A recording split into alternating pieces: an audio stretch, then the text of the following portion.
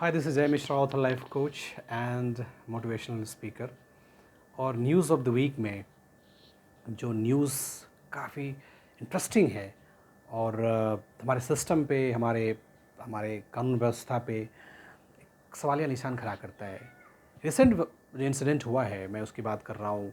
एक मणिपुर वायलेंस की बात है, दूसरा रिसेंटली अभी गुरुग्राम में नूह वायलेंस जो मेवात शहर है, आई थिंक गुरुग्राम में, हरियाणा में, वहाँ पे हुआ है।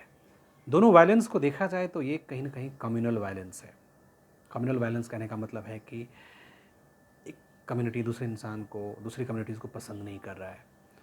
लॉजिक कुछ भी हो सकता है, रीज़न कुछ भी हो सकता है, लेकिन इतना ज़रूर है कि इसमें इंसानियत शर्मोशार है। किसी के घर में जनाजा है, माँ बहन बेटियों, उसकी इज्जत का सवाल है, तो ये सरकार के लिए, समाज के लिए एक एक क्वेश्चन मार्क है कि हम किस सोसाइटी में जी रहे हैं जहाँ पे हमारा पर्सनल एजेंडा उस हद तक हमारे दिलो दिमाग पे छा जाता है जहाँ पे हम सामने वाले को समझते नहीं हैं। हम सोचते हैं कि मेरी बात जो है बस होनी चाहिए, मैं अपनी बात करूं, सरकार वही बात करे, सरकार वही बात माने और दूसरा जाए। तो ऐसा सोचना गलत है। तो मणिपुर वायलेंस पे थोड़ा सा विस्तार में आपको बताऊंगा कि मणिपुर वायलेंस एक्चुअली है क्या। अब जानेंगे कि मणिपुर जो है ना वो म्यांमार के नज़दीक है और मणिपुर एक हिली एरियाज़ है, ट्राइबल्स हैं वहाँ पे, बहुत सारे कुकी ट्राइबल्स वहाँ पे ज़्यादा है और एक कम्युनिटीज़ हैं वहाँ पे, मीतीस।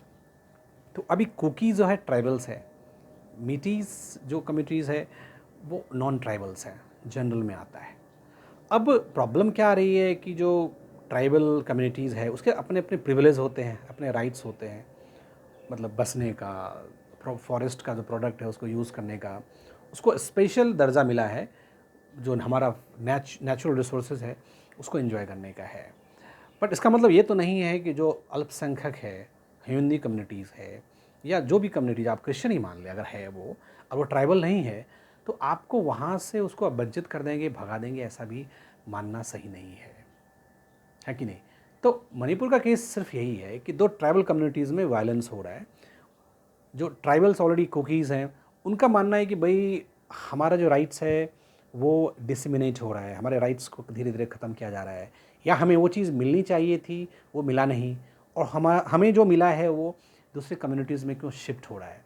अब वहाँ पे प्रॉब्लम क्या है कि सरकार बीजेपी की है, बीजेपी के जो मिस्टर बीरेन सिंह हैं चीफ मिनिस्टर, अब वो आते हैं इस कम्युनिटी से, मितीज से। तो एक एक सरकार का एक ऑन लुकआउट होता है कि वो जिस कम्युनिटी से आता है उसको प्रोटेक्ट करने की कोशिश करता है। वो ये भी कोशिश करता है कि अब तक अगर उसको कोई राइट्स नहीं मिला है तो वो कैसे दिलाया जाए, ये सरकार का कर्तव्य है।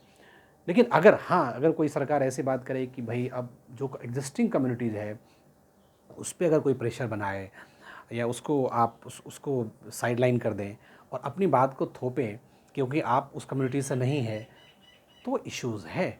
अब समझना वहाँ पे मुश्किल है कि सरकार के कदम कैसे कैसे हैं, बट बेसिक मुद्दा यहाँ पे है। I am not a political analyst, मैं एक ह्यूमन बीइंग साइकोलॉजी की बात कर रहा हूँ और मैं कोशिश करता हूँ कि वायलेंस क्यों होते हैं, क्योंकि फाइनली तो इंसान, हम आप जैसे लोग ही उसमें प्रताड़ित हो रहे हैं ना।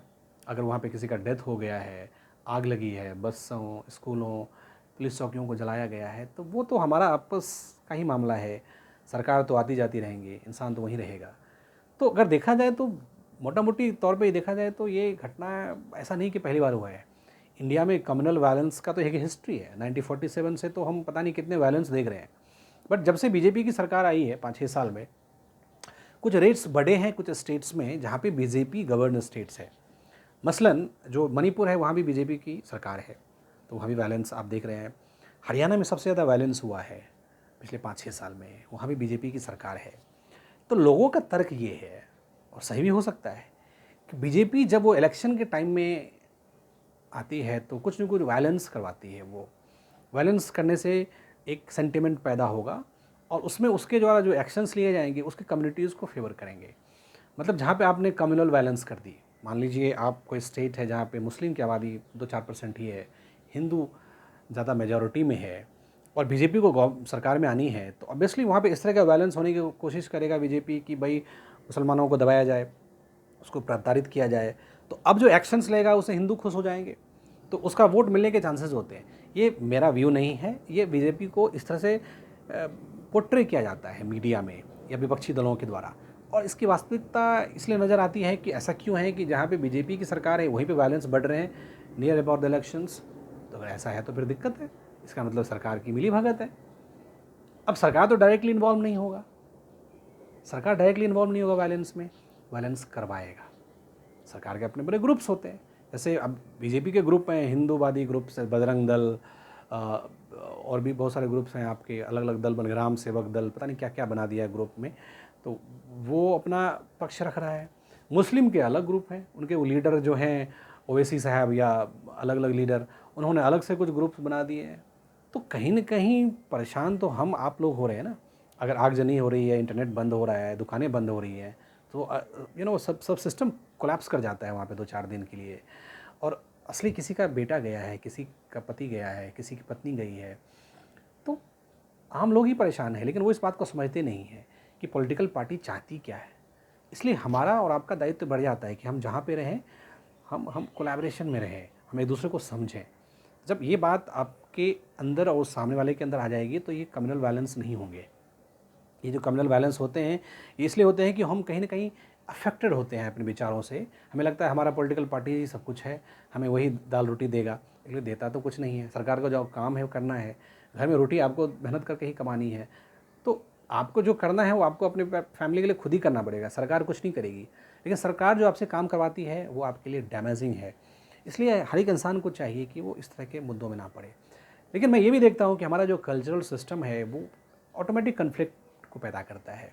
मतलब एक समाज है, मान लीजिए एक गांव है जहाँ पे हिंदू और मुस्लिम दोनों अलग अलग ढंग से रहते हैं।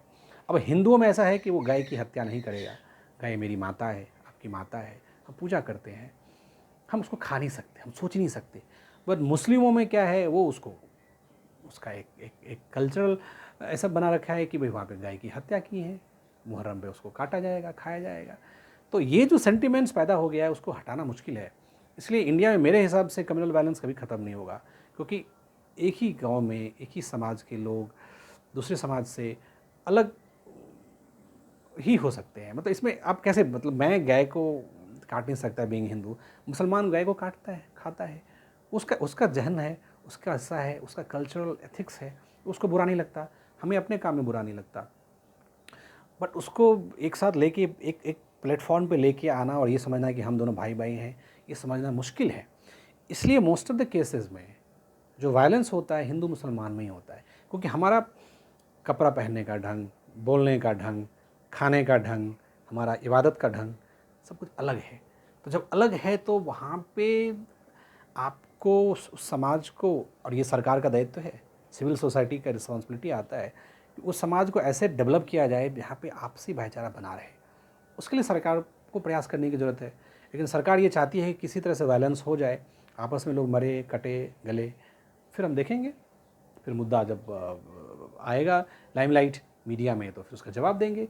तो जो सरकार मेजॉरिटी में है, जहाँ पे उसके वोट बैंक होते हैं, वहाँ पे उसको उसका फ़ायदा मिलता है। ये चीज़ है। दूसरी घटना एक कम्युनल वायलेंस की बात कर रहा हूँ, ये नूह का है। ये गुड़गांव के नज़दीक ही एरिया है, मेवात करके, और वहाँ पे मुस्लिम आबादी ज़्यादा है। तो ऐसा माना गया है कि बजरंग दल वालों ने वहाँ पे कुछ उपद्रव किया, क्योंकि ऐसे कुछ न्यूज़ मिला उसको, गए तस्करी, हत्या, ये वो। तो फिर कम्युनल वायलेंस हुआ, एक मुसलमान भी मरा, एक हिंदू भी मरा। तो यही कहानी चलती आ रही है। लेकिन हमें आपस में ये देखना है कि इससे हम को आगे बढ़ना है, अपने बच्चों को पालना पोसना है, उसको बड़ा करना है, उसको बड़ा करिए, अच्छा इंसान बनाइए। क्योंकि पॉलिटिकल पार्टी जो है, मान लीजिए उसके बच्चों को आज तक देखा आपने किसी कम्युनल वायलेंस में मरते हुए, डंडा खाते हुए? नहीं। वो तो अपने बच्चों को यूके यूएसए पढ़ा रहा है, बड़े बड़े लोग। और हम आपके जैसे लोग बस धरती पे पता नहीं उपद्रव करने में लगे हैं, क्योंकि पता नहीं हमको क्या मिलने वाला है, और हमसे कराया भी जाता है। तो ये समझने की बात है ना, ये समझदारी तो आपको अपने में डेवलप करनी पड़ेगी कि भाई हमें नहीं करना है। तो ये चीज़ तो सरकार नहीं करेगी। सरकार घर घर जाके थोड़ी किसी को कन्विंस कर सकती है। ये तो आपको समझना है कि आपकी प्रायोरिटी क्या है, आपके परिवार के, आपके बच्चों की प्रायोरिटी क्या है। तो अगर आपने ये समझ लिया तो आप बिल्कुल, आपका फोकस अपने बच्चों के परिवार के लालन पालन पे होगा। बट ऐसा हम कर नहीं रहे। उसके पीछे सोशल मीडिया का भी है इफ़ेक्ट, और हमारा जो सिस्टम डेवलप हो गया है आजकल, मतलब हमें लगता है कि हिंदू है मुसलमान है तो अलग अलग ही बना हुआ है। ऐसा नहीं है। ये धरती ऐसा है ना, ये हिंदुस्तान ऐसा है कि हमें पहले से ही लोग रहे हैं, भाईचारा रहा है।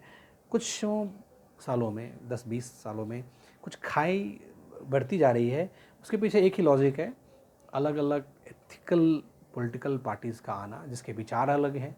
मुस्लिम लीग है, मुस्लिम जो AIMM है हैदराबाद के ओवैसी साहब, उनका विचार अलग है।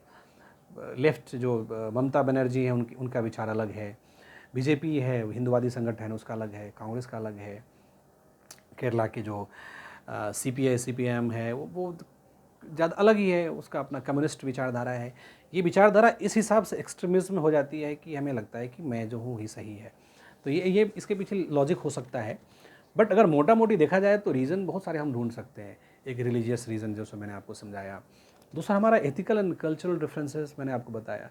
हिंदू मुसलमान का कल्चर एक नहीं हो सकता, हिंदू क्रिश्चियन का कल्चर एक नहीं हो सकता। हमारा रहना, खाना, पीना, उड़ना, बैठना, जुबान, सब अलग है। हिस्टोरिकल ग्रीवेंसेस हैं। हिस्टोरिकल ग्रीवेंसेस जैसे अभी मणिपुर का केस है, वहाँ पे जो ट्राइबल कम्युनिटीज़ है, उसको लगता है कि हमें जो राइट्स पहले से मिला था वो ख़त्म ना हो जाए, कमी नहीं हो जाए। और दूसरा कौन यहाँ से बाहरी आदमी यहाँ पे आके इस राइट्स को इंजॉय कर रहा है, इसलिए वो वायलेंस करता है।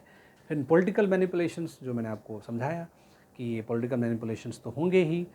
करना क्या है, तरीका क्या ढूंढना है, आपको सोचना है अपने लिए, अपने बच्चों के लिए, परिवार के लिए, समाज के लिए, वो आपको देखना है।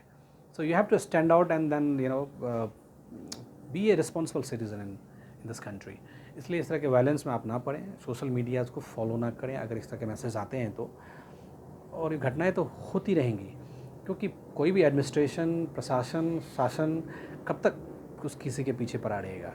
जब तक आप अपने में समझदारी बढ़ाएंगे नहीं, अपने में डेवलप नहीं करेंगे, तो आप इसी तरह से परेशान रहेंगे, प्रताड़ित रहेंगे। कल किसी के घर से बेटा गया है, कल से कल हो सकता है आपके घर से चला जाए, मेरे घर से चला जाए, तो ये सब चलता रहेगा। इसलिए संभलना आपको है, समझना आपको है। सो ये मेरा ये स्टैंड पॉइंट है on the violence. But finally कहने का मतलब ये है कि you need to understand that we should stop differentiating each other in the same society, और थोड़ा आगे बढ़ना है। We should follow the modernism, we should read the good books where collaboration between two people has been discussed. हम पढ़ते भी तो नहीं आजकल, किताब पढ़ने का चलन ही चला गया। अच्छे अच्छे बुक्स को अगर पढ़ा जाए तो अपने आप समझदारी बिल्डअप हो जाएगी। तो आप कोशिश करें, don't go with this psycho news जो आजकल चलता है ना व्हाट्सएप यूनिवर्सिटी पे, उस सबसे आप बचें।